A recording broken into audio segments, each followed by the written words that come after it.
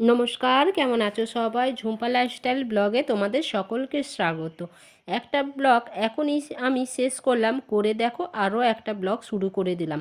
ওই যে আশা করি তোমরা আমার এর আগের ব্লগটা দেখেছো, তাহলে যদি দেখে থাকো তাহলে নিশ্চয়ই বুঝতে পেরেছো কেন শুরু করলাম একদিনে দুটো ব্লগ। তো চলো, এই দেখো ওইদিকে বিছানাটা গোছ করে নিয়ে এখন চলে এসেছি এখানে, ভাত বসিয়ে দিয়েছি ওইদিকে। আর এই দেখো বেগুন কেটে রেখেছি, নুন হলুদ একবারে মেখে রেখেছি। ওই যে মাছ ছিল ফ্রিজে, মাছটা বের করে রেখেছি। এই কি কাণ্ড দেখো, এখনও পর্যন্ত বরফ ছাড়েনি। যাই হোক, একটা একটা করে ছাড়িয়ে নেব, আর হাতে একদমই সময় নেই, রান্নাটা বসিয়ে দিই। প্রথমে আমি বেগুনটা ভেজে নিলাম, তবে বেগুনটা ভাজার সময় এতটা তেল দিয়েছি, তা সত্ত্বেও এত পরিমাণে তেল টেনেছে কি বলবো তোমাদের। চলো, আদা রসুনের পেস্ট, পেঁয়াজ বাটা, টমেটো বাটা, ওইগুলো সব বেটে রেখে দিয়েছিলাম না, সেইগুলোই নিয়ে আসলাম। বেগুন ভাজা হয়ে গেছে। বেগুন ভাজার পরে দেখো ওই যে সাইটিং মাছটা ভাজা বসিয়ে দিলাম। তো মাছ ভাজাটা হয়ে যাওয়ার পরে দেখো নামিয়ে নিয়েছি। এবারে একটু কালো জিরে ফোড়ন দিয়েছি, দিয়ে ওই আদা রসুনের পেস্ট, তারপরে ওই পেঁয়াজ বাটা, টমেটো বাটা, এই সমস্ত দিয়ে ভালো করে কষিয়ে নিয়ে দেখো যা মশলা দেওয়া সব কিছু দিয়ে দিয়েছি। এই দেখো, এর আগের ব্লগে আমি ওই যে পিঠের ব্লগ ছাড়লাম, ওই যে সরু চাকলি বানিয়েছিলাম, যেই দিদার কথা বলছিলাম না, যেই দিদা আমার হাতে এই যে পিঠে খেতে চেয়েছিল, তো সেই দিদা আবার ওই খালি প্লেট বাটি দেবে, তার জন্যে আমাকে একটু গাজরের হালুয়া দিয়েছে। আর ওই যে এসে আমার ঘরগুলো দেখছে আর বলছে বেশ ভালো হয়েছে ঘরগুলো। আমি তখন আবার বললাম আমার আগের গল্প কিছুটা, যে একটা ঘরের মধ্যেই থাকতাম, তখন কেউ আসলে আমার ভীষণ অসুবিধা হতো। হ্যাঁ, একটা ঘরের মধ্যে কোথায় যে বসতে দেবো, কোথায় যে শুতে দেবো, কোথায় যে খেতে দেবো, ওফ, খুব সমস্যা হয়েছিল জানো তো। আগে যেই ঘরটায় আমি থাকতাম খুব সমস্যা হয়েছিল, তারপর অনেক কষ্টে আজ নিজের বাড়ি।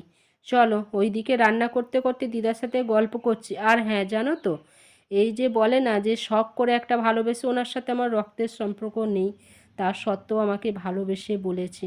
তো না খাইয়ে আমি কি আর থাকতে পারি? মানুষের পরিচয়টাই তো, মানুষের ব্যবহারটাই তো আসল। মানুষ আজ আছে কাল নেই, তাই না বলো? আমি যা কর্ম করব সেটাতেই আমাকে মনে রাখবে। দেখো রান্না তো ওইদিকে দু রকম রান্না হয়ে গেছে। এখন আমি ওই যে ওই লটিয়া মাছটা, এই মাছটার মশলা কষিয়ে নিয়ে এখন এই মাছটাও বসিয়ে দিলাম। চলো রান্নাটা করে নিই। এই মাছটা একটু ঝুড়ো ঝুড়ো করবো। দেখো বেগুন ভাজা হয়ে গেছে, আর এইদিকে সাইডিং মাছের ঝালও হয়ে গেছে, ভাতও হয়ে গেছে, আর এই সেই গাজরের হালুয়া, তবে একটু টেস্ট করলাম, ভালো হয়েছে।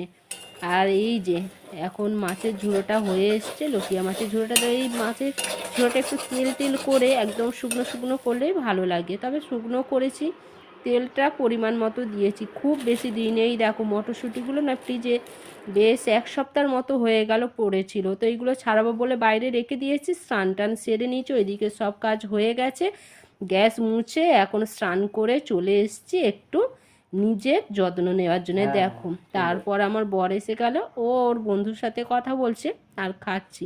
খাওয়া দাওয়ার পর অনেকটা সময় পর আবার এসছি। এখন না ওই 5টা বাজতে যায়, সন্ধ্যা হব, সূর্যি মামার ডুবো ডুবো অবস্থায়। এখন দেখো আমি ওই বাইরে থেকে জল টেনে টেনে আনছি, এই গামলিটা ভরে রাখছি। কেন জানো তো, অনেক তো কাঁচা বেরোয় না, এই জল তুলে রাখলে সকালে একটু সুবিধা হয়, তাহলে ওই বাইরের কলে গিয়ে আমাকে কাঁচা ধোয়া করতে হয় না। তাই আমি এই গামলিটাই জল তুলে রেখে দিচ্ছি। সকালে আমার বর কাজে যাওয়ার আগে সব জল তুলে দিয়ে যায়, ওর না একটু সমস্যা হয়ে যায়, কারণ অনেকটা জল লাগে না, তার জন্যে আমি যদি একটু হেল্প করে রাখি ভালোই হয়। তাই ওই গামলিটা আমি নিজে থেকেই ভরে রেখেছি, ও আমাকে বলেনি, আমার ইচ্ছে হলো যদি আমি এই কাজটা একটু করে রাখি ভালোই হবে। তবে বড় বালতি তো আমি নিয়ে আসতে পারি না, ওই ছোটো বালতি করে করে গামলিটা ভরেছি, অনেক জল ধরে। আর ওই সেই মটরশুঁটি যেগুলো আমি দুপুরবেলা ফ্রিজ থেকে বের করে রেখে দিয়েছিলাম, সময় হয়নি, ওই যে বিকেলে খাওয়া দাওয়ার পর সব কাজ সেরে এডিট করতে করতেই অনেকটা সময় চলে গেছিলো, 5টা বেজে গেছিলো। তো ওই সব কাজ করার পরে এই সন্ধ্যাবেলা সব কাজ করে নিয়ে মটরশুঁটিগুলো ছাড়িয়ে রেখে রেখে দিলাম। এই যে মটরশুঁটিগুলো অতটা, কিন্তু দেখো ওই 1 কন্টেনার হয়েছে। চলো জামা কাপড়গুলো গোছ করে নিই, সব জামা কাপড় শুকিয়ে গেছে। এখন এই সব জামা কাপড়গুলো ভাঁজ করে আলাদা আলাদা করে রাখছি, পরারগুলো আলাদা, রেগুলার যেগুলো পরি আর যেগুলো সব বাইরে পরি সেগুলো আলাদা করে রাখলাম। চলো আজকের ব্লগটা এই অবধি। ভালো থাকবে, সুস্থ থাকবে, নিজের শরীরে যত্ন